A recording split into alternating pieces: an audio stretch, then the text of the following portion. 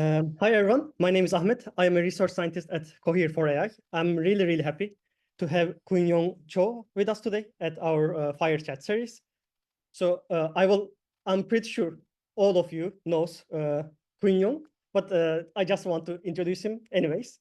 After I introduce him, I will right away start asking some questions, but feel free to put any of your question to QA. So I will jump in QA time to time, or at least at the end, and ask your question to him. So Kyunghyun is a professor of computer science and data science at New York University, also senior director of frontier research at Prescient Design, which was, I think, his startup originally, now within Genentech Research. He is also a CIFAR Fellow of Learning in Machines and Brains, and an associate member of National Academy of Engineering of Korea. He is also founding co-editor-in-chief of the transactions on the machine learning research. It's a very nice journal. And previously, he was a research scientist at Facebook AI, now Meta Research, and postdoctoral fellow at University of Montreal. So yeah, many of his research are very well known. I don't think I need to reintroduce all of them, but you may know the original, one of the original attention paper was from him with his co-authors, and he is kind of an inventor of gated recurrent units, GRU. If you are not so new, you would definitely know about GRUs. I want to finalize my intro with this because he says in his website that he tries his best to find a balance among machine learning, natural language processing, and life, but almost always fail to do so. So I don't really think so, because as I said, like there are lots of things that he does in parallel. So I think we will find out now. Welcome again, Kyunghyun. Well, thank you very much for the invitation. Very happy to be here. Yes. That's very nice.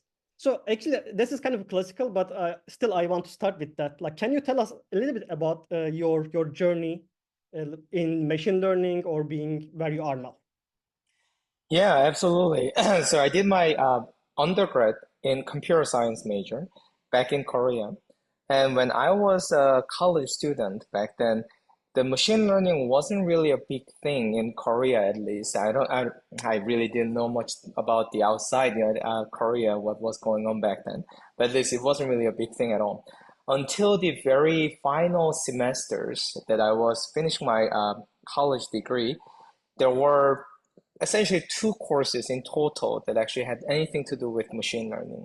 So I took both of these courses. One course was a special course in computer science with a topic that was artificial intelligence, but it was all about support vector machines.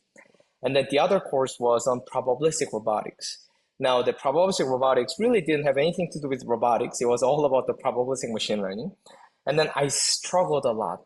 In fact, I barely passed those courses because those courses were so difficult for me because they were so different from the kind of, let's say, computer science that I was used to or I was familiar with, where most of the emphasis was on the software engineering algorithms as well as the data structures.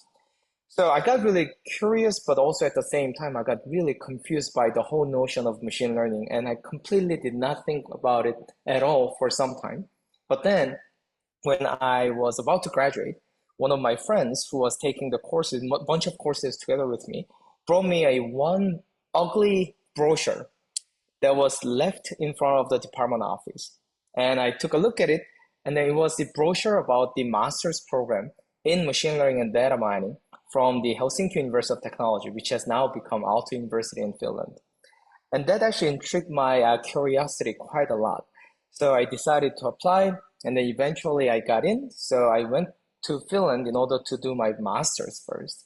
And then in that master's program, there was a one random program that they just started that is to assign master students to one of the labs in the department so that the department can pay them some stipend, and the students can work 1 day a week to conduct some research and to gain some research experience. And I was assigned to a neural net lab. It's not that I actually applied, I was assigned to it. And then I learned about it when I got there in Helsinki. So I was like, all right, this sounds interesting, neural networks. I never actually heard about it before, but it just sounds very intriguing, right? So can we really build a machine algorithm that mimics or imitates human brains or how brain works. So I went to the neural net lab. The neural net lab back then was literally collapsing. It was 2009 or 9, and it was really collapsing. And to be honest, that lab doesn't exist anymore. Not anymore. It has literally collapsed since then. But then there were two postdocs who are amazing, Tapani Raiko and Alexander Ilin. Tapani Raiko is currently working in Apple, I believe at the Gen AI team. And Alexander Ilin now has his own startup back in Helsinki. And then they gave me a book by the McKay and then told me to look into these Boltzmann machines and Hopfield networks. So I started to reading the chapter and I wanted to implement it. And I never actually used a MATLAB before either. And then the initial part of my grad study was all based on MATLAB. And then I coded it up, the Hopfield network. And then I brought the code to one of these postdocs, actually both of them. And then they looked at the code and they laughed so hard. I was kind of, intrigued by their laughing. Not that I was offended because they laughed so earnestly. I was like, okay, what is going on? And then they show me how the matrix-matrix multiplication can be done by simply, let's say, matrix and then time symbol and then another matrix, rather than writing a 3 nested for loops, which is what I actually did back then because I never really had any idea. So that's how I actually started to get into this neural net research, or nowadays, we call it deep learning research. And then how I started to spend the rest of my life so far on just working on this. Yes. That's how I got here. That's amazing to hear because it's a bit of combination curiosity, maybe some random events. This is really nice because because now you are really well known individual in the field, but it's not really like a perfectly like a designed agenda or anything, but it's more like a really curiosity driven something, which is very inspirational, I would say. But this kind of brings me to my like a kind of follow-up question. So this is a very inspiring journey, but what did you get inspired most like, because throughout the master, okay, you get in the neural networks and now the deep learning, we call it, but maybe there is a moment that you really get super inspired. Okay, this is the thing that I will put my life forward on it. Like, is there some such thing? Yeah. So it might sound very naive now that I talk about it, but there was at one of the meetings back then in Finland when I was taking some of the courses in master's program, I was in one of the courses. I don't even remember which course that was, but every student was assigned some papers to read and present at the course. And then I believe I was assigned this particular paper on the non-negative matrix factorization. And then that paper was written by the Dan Lee and the Sebastian Song, both of whom are actually nowadays in New York City. And then I think I know them pretty well myself. But back then, of course, I didn't know. But then I read the paper, and then that paper really made me think a lot about what kind of potentials there are when it comes to this kind of machine learning algorithms. It was unsupervised learning algorithm.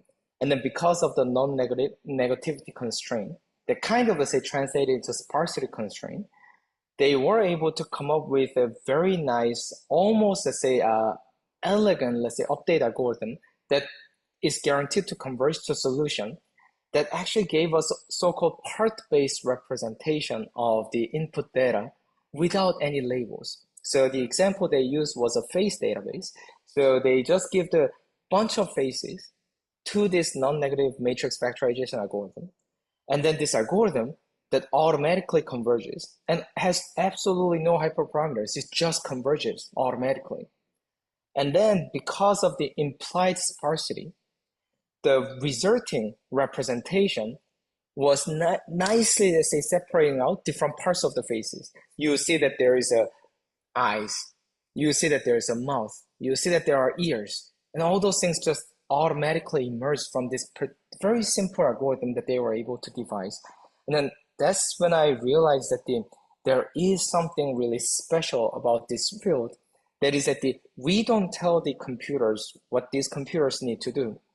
But these computer algorithms that we write are going to tell us what is inside the data and then what are the characteristics that are needed in order to solve these problems. And that was really one of the moments where I thought that there may actually be something magical about this whole field.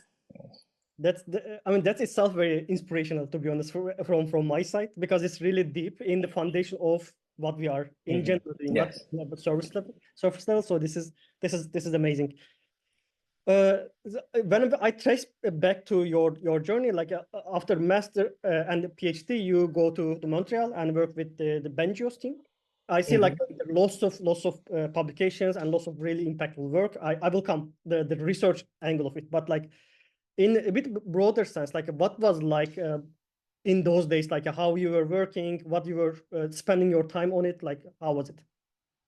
Yeah, so perhaps I can start by saying that that actually those couple of the years were when I realized that there are people who are truly visionary. So I went to Montreal, and then it's not because I went to Montreal. I didn't go to Montreal because of Yoshua Bengio. I mean, of course, Yoshua Bengio is an amazing person, but because back then there aren't too many places where the people who graduated with the dissertation topics on neural network deep learning could go.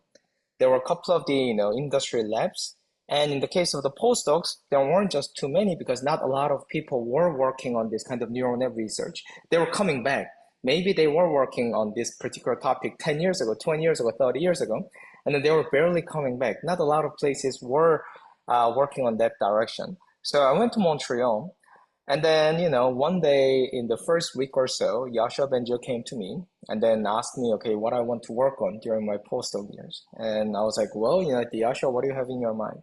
Yasha told me, okay, first you can continue to work on Boltzmann machines that you were working on, because that seems to be important concept in deep learning anyway, and then you've been working on it, so why not? And the second topic that he brought up was this generative stochastic networks. That was kind of, let's say, next generation Boltzmann machines back then that Joshua was pushing really, really hard for. Now, no one really remembers that concept anymore these days, but that was really intriguing. And then the third topic he brought up was machine translation. And I had to ask Yashua back, and also myself, is that well, Yashua, I don't think either you or I know much about machine translation. Do you think that's an interesting topic to pursue? And then what Yashua told me was that yes, based on I'm kind of, let's say, paraphrasing him, but he thought that the machine translation was the next problem that should be and needs to be tackled with the purely deep learning based approach. And he actually told me the fourth topic, I don't even remember because the machine translation just got stuck in my head and I had to just constantly think about it. And I was like, yes, we should work on this. It's a fascinating problem. The language seems to be something that has the highest level of the complexity that are hidden behind the very simple, let's say, seemingly simple, let's say, observations. So I thought, okay, let's go about it. And then, that was right. So Joshua was perfectly spot on in thinking about what are the challenging problems that are going to push the boundary of the algorithms or the approaches that we were working on back then. And then during those 2 years, the Montreal lab, so Mila now is a gigantic, let's say, organization. It's like, as far as I can tell, 1,200 strong, let's say, organization. It has its own buildings, in fact. However, back then it was a very small lab in University of Montreal, in one of the ugliest possible buildings. So there is a bit of a common theme here. Machine learning researchers are not good at designs, I gotta say. And then, it was all shared offices, and then, it was open office as well. So we would just sit in this office without any windows, and then just talk with each other, having lunch together, having conversations in the afternoon, having dinner together, having some beer together, and then working nonstop, and then having it's kind of very honest and frank and transparent, let's say, conversations over many different topics, including some topics that are scientific, but some other topics that were just intellectually stimulating. And then that's how we actually ended up coming up with all those different things back then. Like generative adversarial networks were invented in 2014. I was in that office when Ian Goodfellow actually sent out an email to everyone saying that, okay, here's something interesting, and it seems like very promising. Who wants to help? And a bunch of people who were back then all worked together with Ian. And then they were just literally sitting right next to each other, trying to see what kind of things can be done. And then in my case, I was working on the machine translation, and then we realized at some point that we can actually train these recurrent neural nets on a very long sequences to do the translation. Who wants to work on this? And then we'll just sit together, like really run the experiments together, implementing the code together, writing the papers together. So it was a really very let's call it naive and transparent era of doing research. Yes. Yeah, And then that's when I realized that having vision is really important, because Joshua was able to build that kind of like the group because he had a vision that actually go all the way back to the early 90s and so on, when he thought that he could build a speech recognition system that is almost purely based on deep learning. Yeah, that's really great to hear. But I mean, vision is really important part of it. But also, I kind of got amazed at how you kind of describe the environment itself. It's very active, very collaboration. Actually, I was going to ask like later, but just on the spot, like, do you think this collaborative sense of doing research is really, really important? What do you think about that? Yeah, I believe so. So I think that okay, maybe an idea I can actually split this into two parts. One is that there are certain types of the research projects where you do need just a lot of people, because those projects often involve the many different aspects that must be done really, really well, and they all come together in one piece eventually. So you can imagine if I'm going to, let's say, let's imagine this kind of, let's say, I don't know, a lot of the projects coming out of the DeepMind, right? So those alpha series projects. And in those projects, what you see is that it's not about coming up with a one algorithm. It's not really about that. It's really about how to come up with an algorithm and build up the entire infrastructure that concerns not only implementing and running these algorithms, but also about collecting the data, running the evaluation, and then making sure that everything all come together in a harmonious way. In those kind of scenarios, obviously you cannot have a small team that just works on the project, and you do need a very large team that is extremely well organized and has a truly the organizational structures that sustain the whole project for a prolonged duration. That's true. So there are some projects that are like that, but in general, in my view, collaboration is not about working toward a particular goals that were set by the projects, but collaboration in particular in this kind of research where we're really thinking about the pies in the blue sky kind of thing. So the collaboration is all about the exchange of ideas. Mhm. Because one thing that I see is that no single person is able to come up with the algorithm that's going to bring in all those, the AGI or whatever, the people want to see. It's not how it works. It's about the exchange of the ideas. And then from the kind of very transparent and proactive exchange of the ideas, that everyone could actually come up with even more ideas. And out of all these different ideas, some of them are going to end up being a very impactful or the very important, let's say, algorithms or the systems or something down the road. So I tend to prefer to work on projects that involve small number of people. I'm just not good at, let's say, organizational skills or anything like that.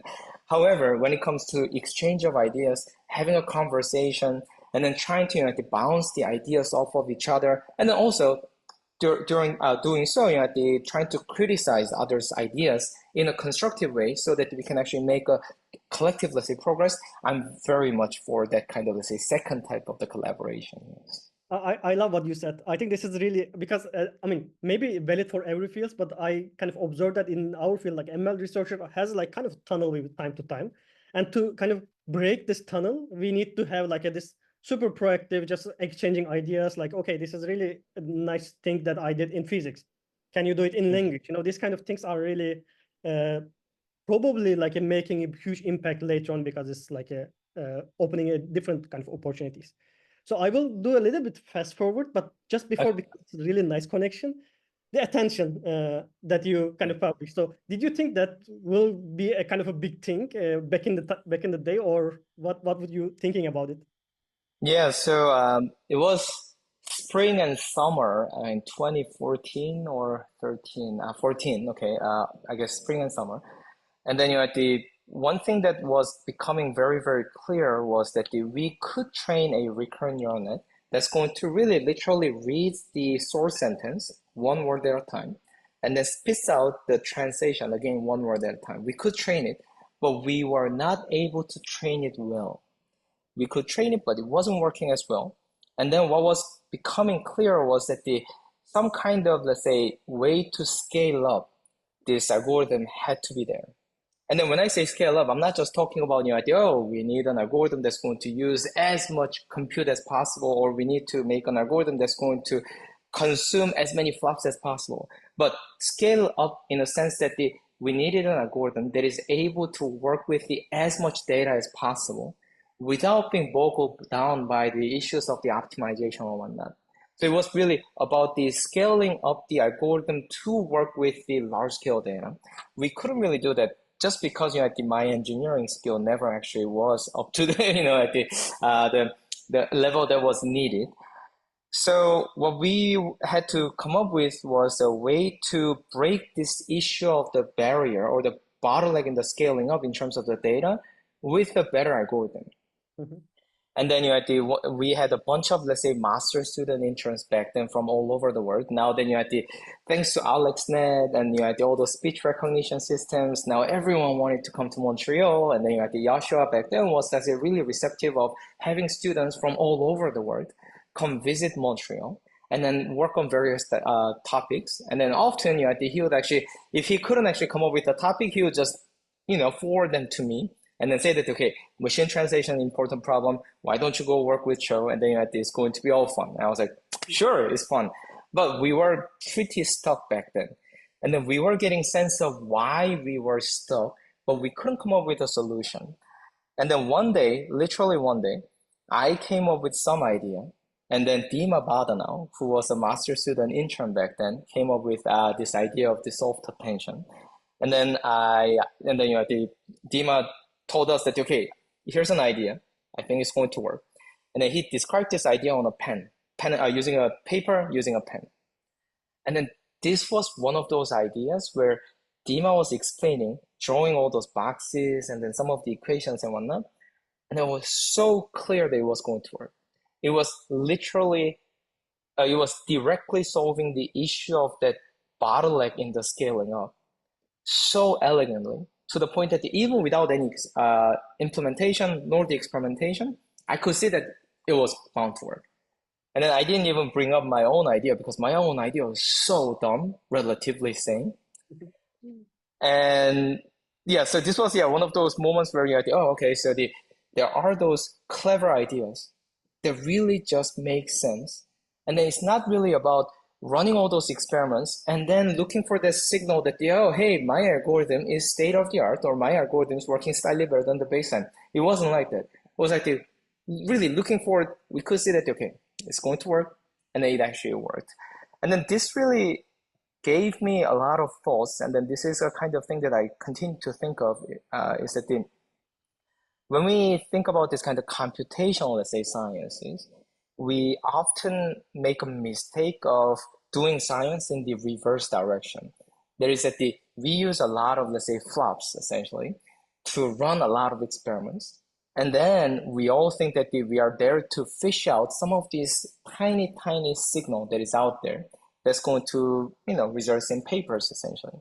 But that seems to be the opposite of what we should do, because there are those principles and foundations that we can rely on that's going to guide us, and then thereby find the much bigger signal that just exists because there is a right idea. So that's how we actually got there. And then the interesting thing is that this actually connects to all those, let's say, the trend of the scaling up in modern, let's say, large-scale language models, is that the reason why we see many of these predictable, let's say, scaling with respect to the, let's say, amount of compute we add in, amount of the data we add in, is because I think we have already hit this bottleneck that is induced by our choice of the optimization algorithms. SGD simply likes to be in a much higher dimensional space than not. And thereby, what we are doing with the making models larger is not that we're making these models smarter or anything like that. We're just making our limited form of the optimization somewhat easier. And then what that also means, in my view, is that if we actually can come up with a smarter algorithm itself, optimization algorithm or the network architecture or not, we might easily overcome this bottleneck that has been imposed by our choice of the algorithm. But it was an interesting experience. But this attention, yeah, Dima is clearly a genius, and then he could come up with it, and then this was I just knew that it was going to work. It was so clear. That's a really nice story. Actually, I have all the opportunities to jump into like this because I want to ask, of course, the about large language models. But now I want to throw some more broad question before that, like because you said Dima came with the idea like it's clearly was going to work. So what do you think about this kind of ideas about intuition based or curiosity based or like some sort of result of a research agenda? Because this is something that I used to think a lot, like how to come up with a nice idea. What would you say about that? Oh yeah, I'd love to know how to come up with nice ideas. That would be really great. I don't think there is a easy way to do that. If there were one, then the people would have already come up with it, and then told us so. But I don't think there is any easy way. Only thing that I can say is that there is a major discrepancy between how scientists are evaluated or assessed and how science actually should be done by scientists. So what I often tell my own students at NYU is that it's impossible for people to regularly, at a very steady rate, come up with new ideas that make sense. You cannot come up with a new algorithm, particularly in our field, new algorithm that is always monotonically better over time, nonstop, every year. But that's exactly what the society in general expects us to do so. And then that's probably the reason why we have so many papers that are published at the perfectly regular pace. At every New Reef's deadline, somehow a week before, there's a bunch of new algorithms that are better than the previous ones. And then for ACL deadline, the same thing. Now with the ARR, every month and a half, there's going to be a set of new observations, new findings, new algorithms that are more insightful, better, or whatnot than the previous ones. So I don't know. So I really don't think there is the answer to how to come up with the new ideas or the good ideas regularly. I think there's a lot of the factors that just rely on the things that we cannot control.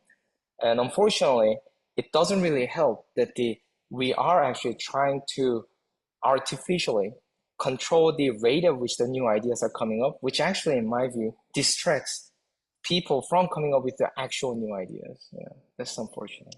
Yeah, I totally understand what you mean. Actually, I want to ask in the same like a think about like a perspective of being professor, but let's hold on a bit because I want to talk a little bit about because there's this connection with you briefly mentioned large language models. There are some like a boundaries, but also I don't know. In general, maybe let me start with asking at least, what do you think about this large language models? Because this is part of our life these days, I guess. It's fascinating, right? I mean, so there's one story. So back in 2014, so we got really excited by this attention-based neural machine translation systems that we were building in Montreal, and then later on at NYU. And then one of the smartest possible scientists / engineers I've met, and then it was the Bart from back. Bart not as in the model, but the Bart van Marienborg. I think he's now at Google, but he was also an intern and a student eventually in Montreal in 2014, if I recall correctly. And he's like very, very smart. And then one of the things that makes him really unique is that he's not just a good scientist, but he's also an amazing software engineer as well.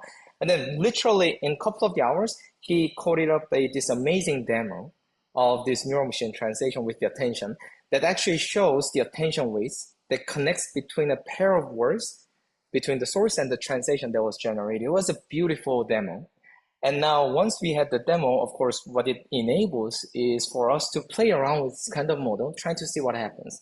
And then one thing that we had to do back then was to make the vocabulary limited because we were working with, I don't know, GTX 560 or something like that. It was a very, very the cheap GPUs we were using. So we had a memory limitation there. So our vocabulary size couldn't be too large.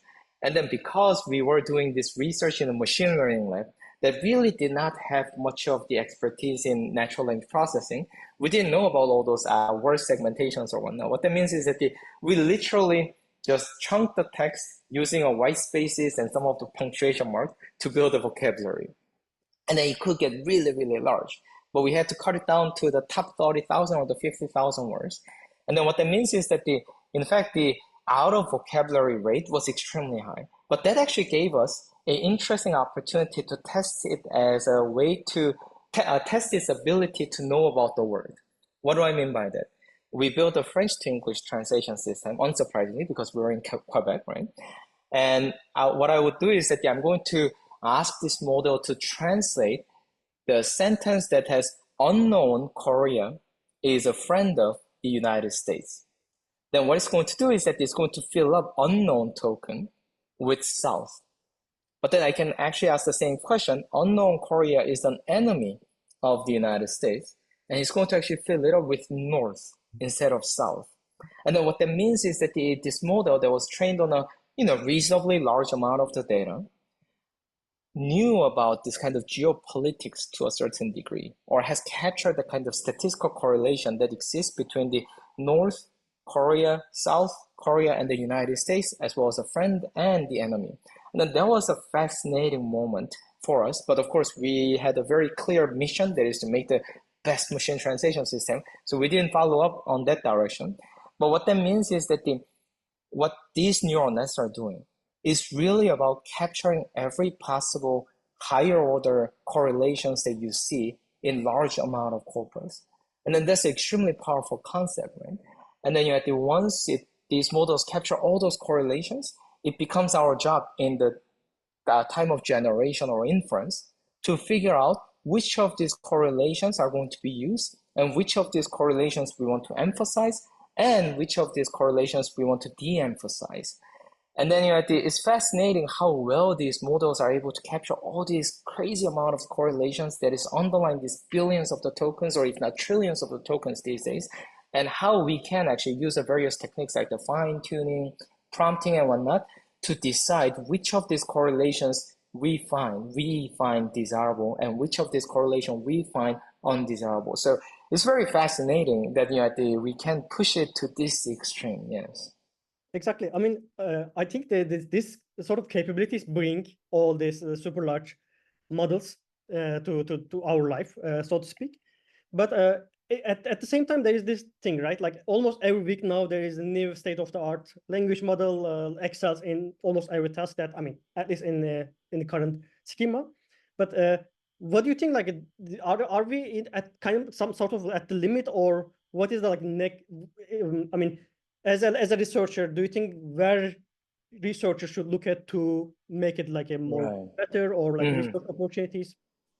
Yeah, I mean, that's a great question. And then in some sense, my answer could come off somewhat controversial, I gotta say, but bear with me.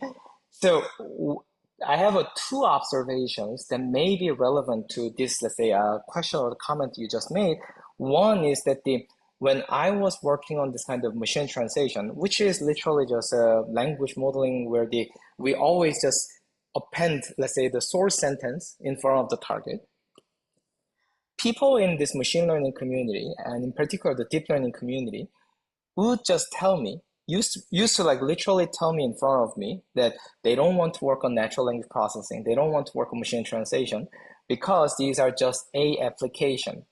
And then some of these people actually literally told me that, okay, what they want to work on is this, fundamental ideas like that is behind this kind of machine learning algorithms, such as, the Bayesian machine learning, the sampling and whatnot.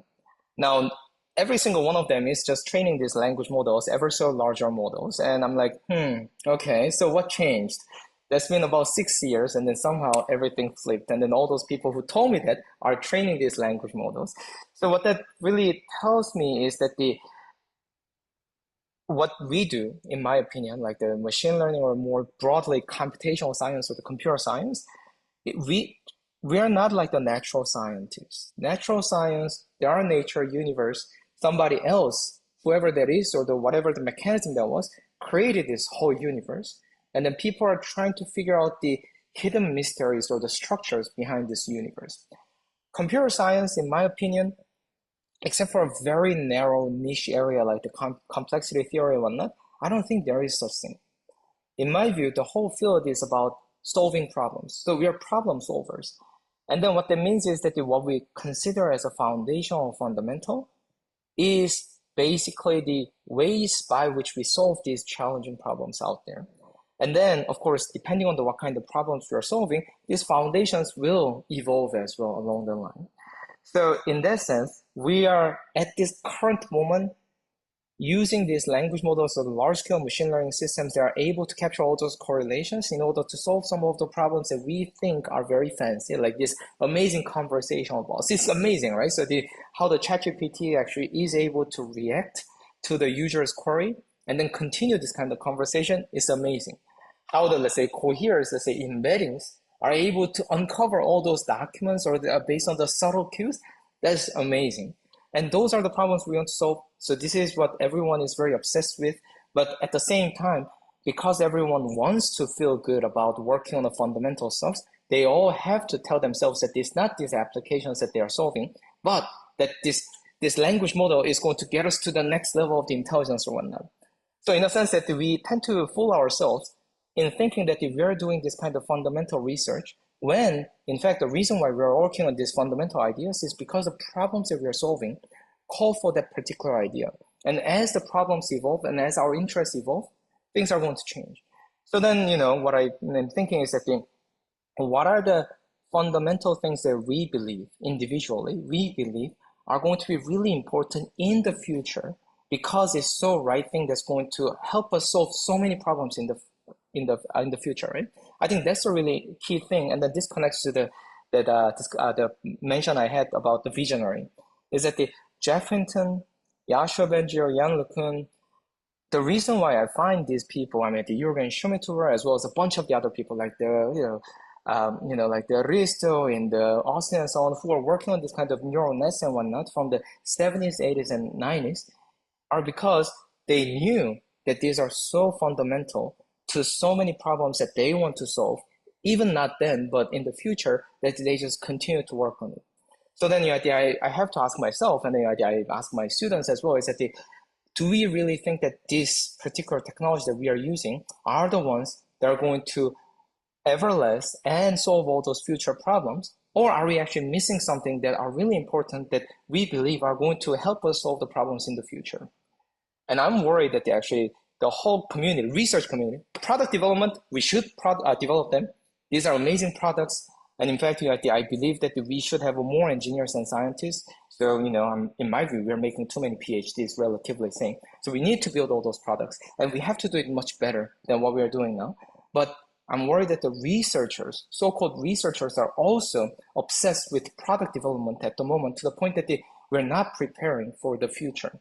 Do we really have Joshua Bengio 2.0? Do we have a Jan LeCun 2.0? Who's going to become very important, or who's going to be considered to have made an amazing contribution in 20 years or 30 years? Maybe, maybe not, but it seems like this kind of monoculture is pushing out those people who could be like that.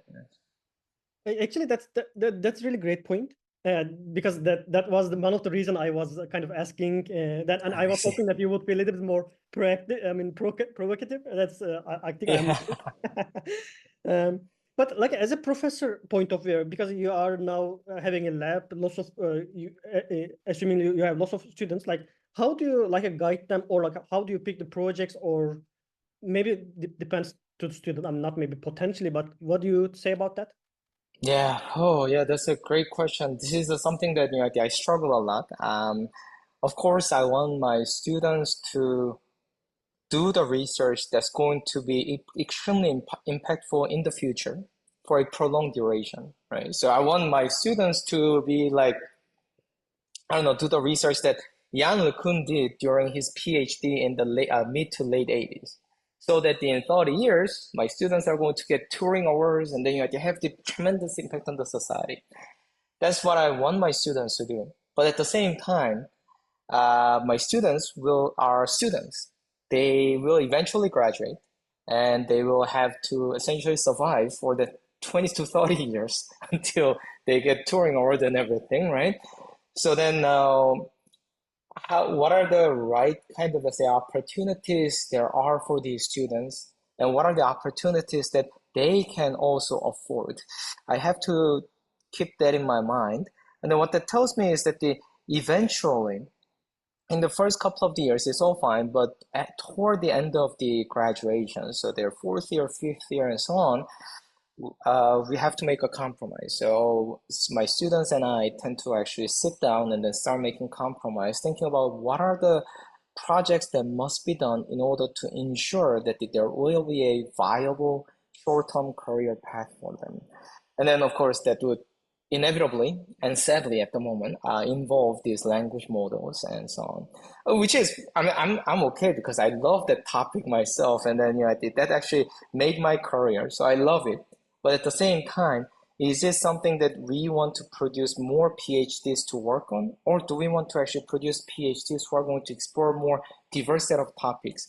Because one thing we don't want to do in this kind of, let's say, area of science where the uncertainty is high is to put all the eggs in a single basket. And then we are essentially doing so. And then even though we see some other baskets, unfortunately, because of this discrepancy between what we believe scientists should do versus how scientists can make their living, because of this discrepancy, we have to make a compromise, and the compromise seems to be very, very skewed toward putting all the eggs in the basket. So I don't know. I don't have any good answer. Sorry about that, but it's a constant struggle and conversation I have with my students. Yeah. I think that's great.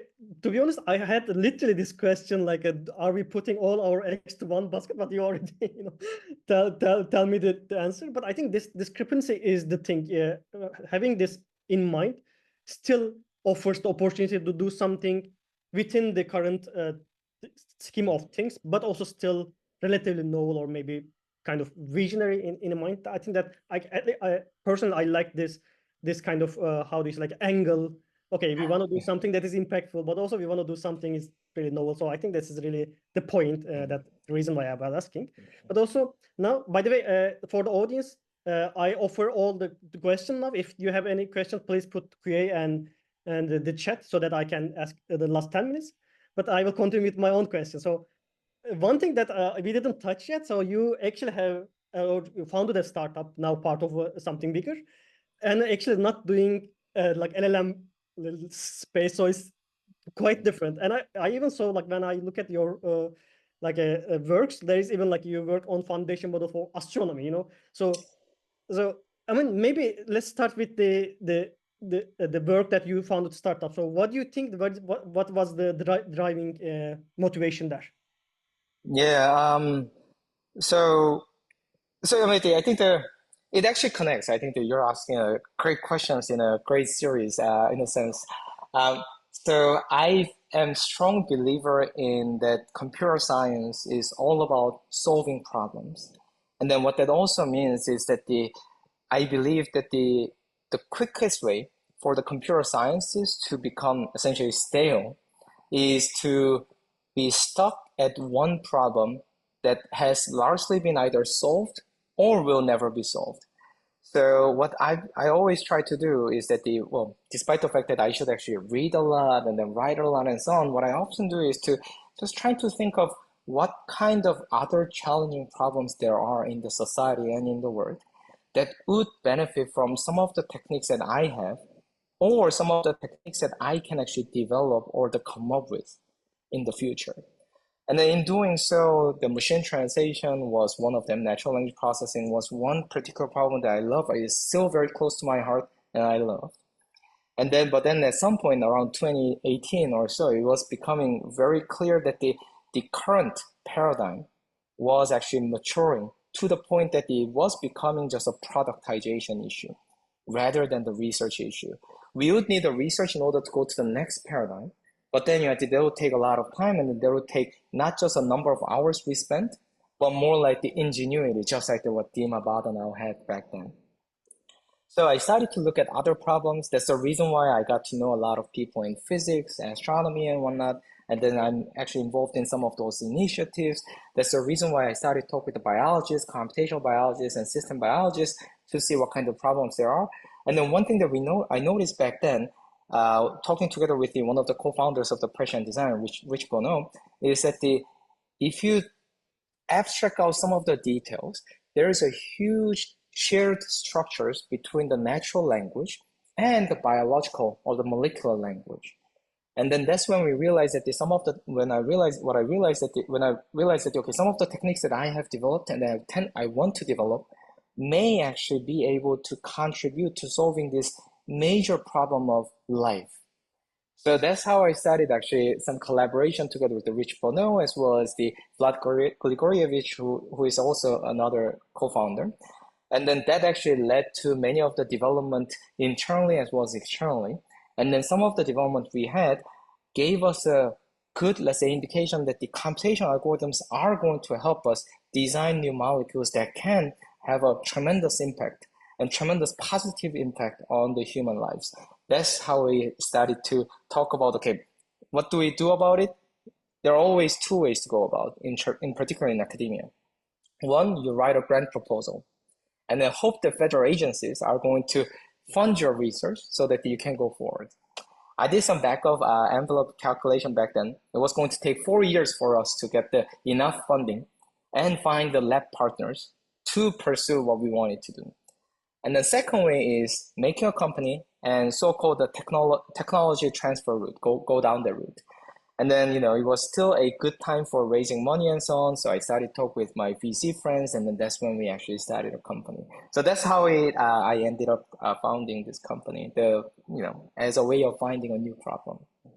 That's amazing. Also, like this motivation of connecting your expertise with like something beyond what you were working on at the time. Like this is something really really nice, because like a human life, I mean life in general, but also healthcare, biomedicine, like these are really, I mean, something as a like ML researcher is fascinating in my mind.